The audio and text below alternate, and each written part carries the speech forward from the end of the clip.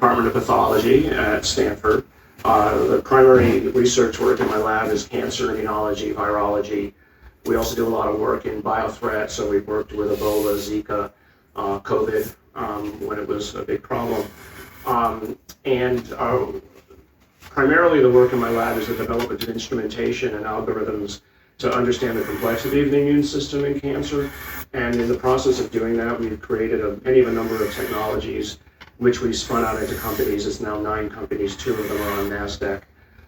And these immunology instruments are used pretty much around the world in almost any advanced immunology analysis and work. Understood. And I'm curious, do you believe that extraterrestrial intelligence has visited planet Earth? I think you can go a step further. It hasn't just visited, it's been here a long time and it's still here. And it has basically, people talk about the wow signal, looking for extraterrestrial intelligence. The wow signal is that people see it on an almost regular basis. That's the communication that's already here. And that statement seems so incredible that it's tough to believe, right? Like, people hear that, and maybe a lot of people hear that, and they don't believe it.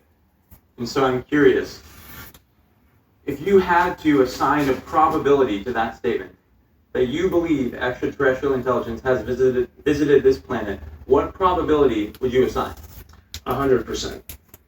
And that's not just my opinion.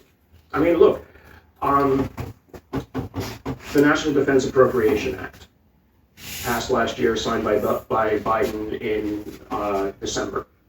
30 pages of that is the establishment of an unidentified aerial phenomenon office, the establishment of looking into the harm that's happened to any of a number of the individuals, going back to 1945 and looking at the disinformation and misinformation that has been basically articulated over the decades. 12 U.S. senators have signed on to a document that basically says we want the information. The establishment of an office, ARROW, in the Department of Defense, has 25 people working in it right now. And what's their goal? Collecting the information across all of the U.S. Department of Defense intelligence offices, and collation of that into a uniform format for the very first time, and provision of that then to Congress. The creation of a whistleblowers program specifically that allows people from within, I'm going to say this, who've been working on the reverse engineering programs, reverse engineering of objects, so that they can come in and break their oaths, but it's specifically just to talk to Congress and give that information in classified settings. And that the most recent one that happened was just last weekend, and it created quite a hornet's nest in Washington. And so let's just create kind of like a logical framework here. So we start at the top, we say now there's 100% probability that extraterrestrial intelligence has visited Earth. Now we have to go down to why that statement may be true, why you believe that statement is true. What is the evidence? And I think perhaps we all may have to read between the lines a little bit here. You may not maybe divulge everything, but in your opinion, what do you believe to be the most compelling evidence to support that statement? Well, I think the most compelling evidence is you just need to look at what your government is doing right now about it.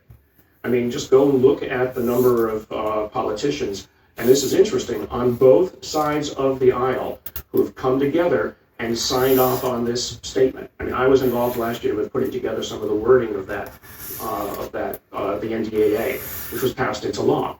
So, I mean, so what are they basing their opinions on? They're basing their opinions on the dozens of individuals who, in one manner or another, have come forward and talked to them in classified settings.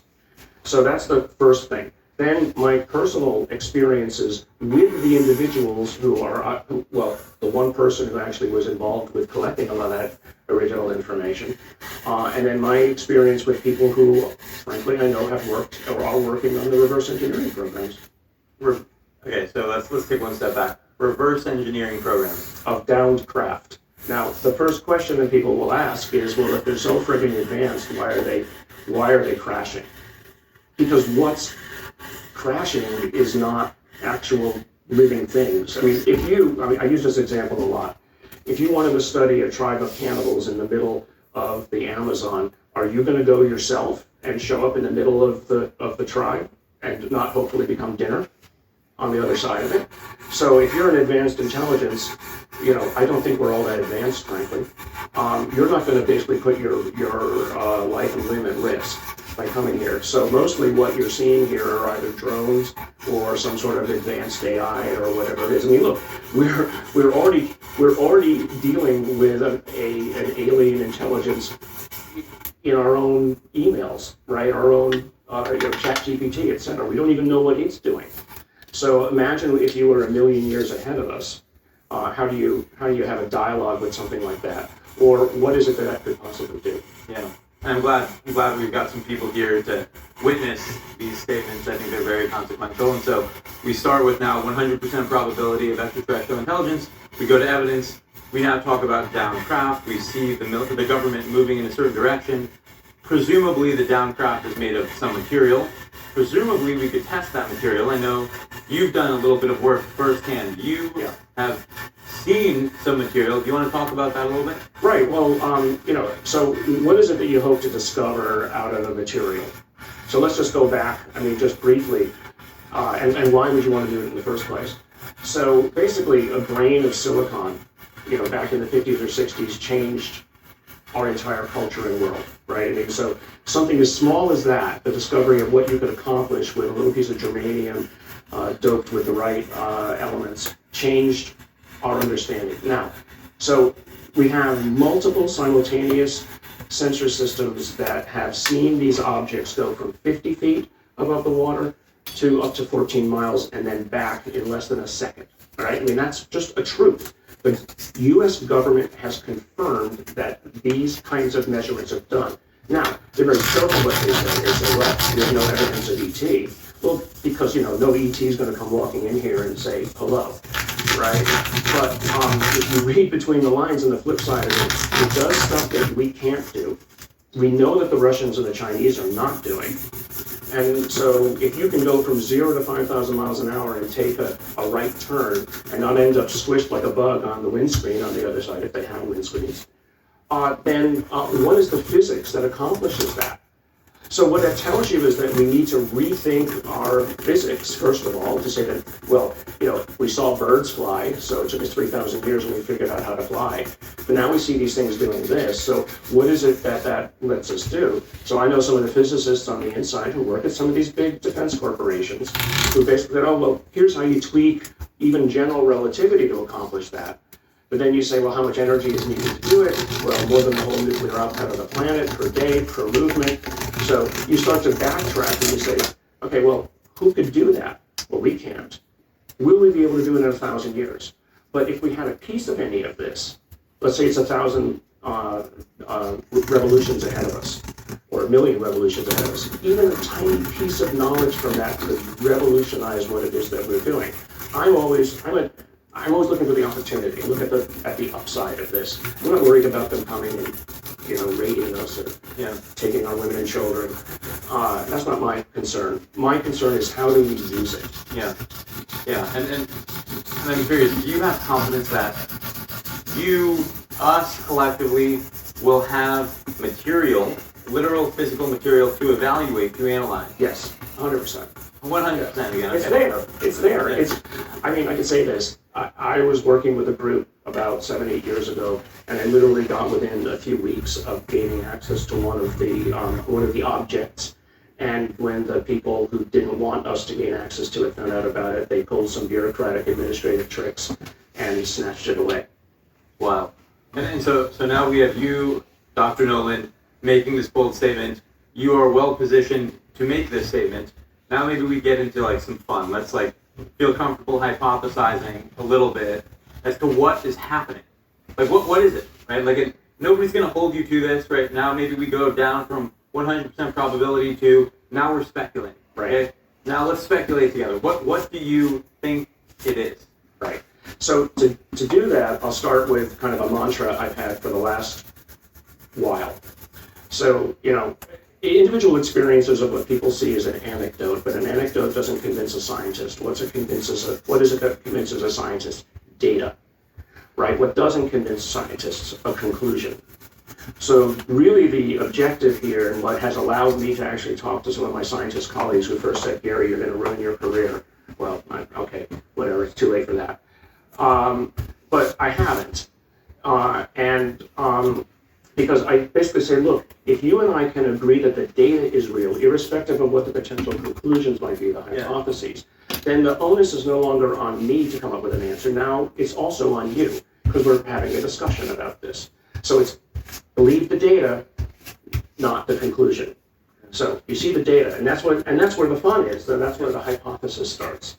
So people have come up with all kinds of ideas, everything from future humans, future AI coming back to us because somehow they figured out time travel, to what's called the ultra-terrestrial hypothesis that they are part of. And I'm sure some people here at least know what a von Neumann probe is, right? This idea of a self-replicating machine that could have been developed by a technology or a civilization on the other side of the galaxy that even in just a few 100 million years could make its way by conventional means all the way across the galaxy.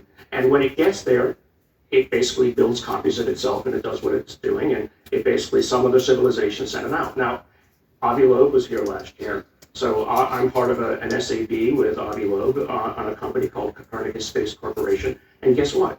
Our objective is to build the first von Neumann probes to go out and spread humanity's original presence across all reality.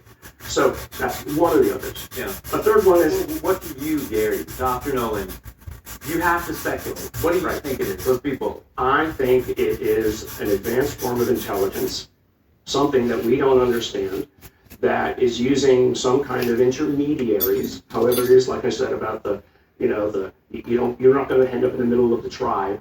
The angry monkeys that are flinging muck at each other, or nuclear bombs.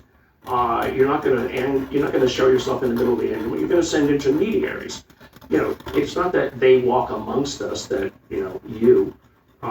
wearing a skin suit are actually the alien, right? No, you're going to basically put something there that is, I think of it as an intelligence test.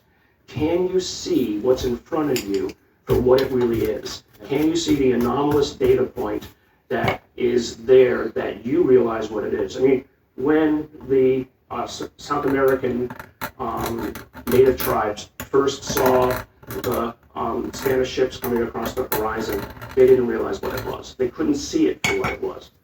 So, this is, as I said before, this is the kind of the wow factor. That they're showing up, they're saying, well, who amongst you are intelligent enough to realize what it is that you're looking at? Yeah. They don't have to land on the White House lawn. We're going to make a joke about, is there intelligence in D.C. at all, right? You just need to show yourself to enough to acculturate. Yeah. Now, if you've been around for a long time, and this is something that I do think is important, they've been around for a long time, they are affecting our culture, right?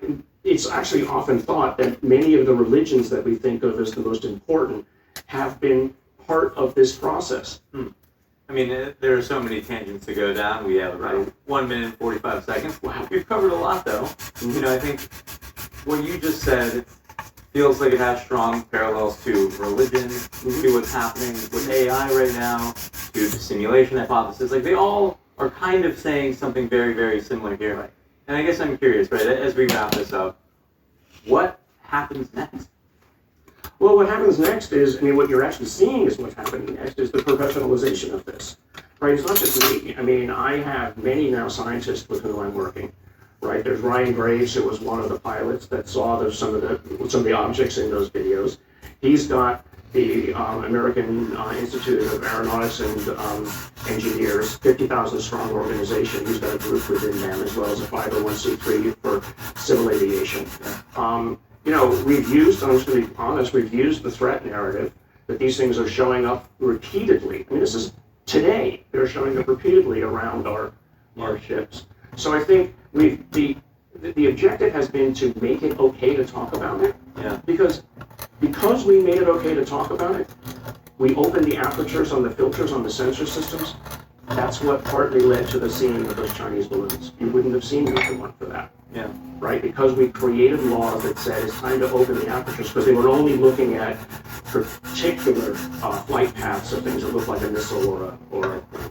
So that's the next part. I'm frankly involved with the development of a 501c3 myself. We're calling it the Sol Foundation. And our objective is to actually write policy papers for governments,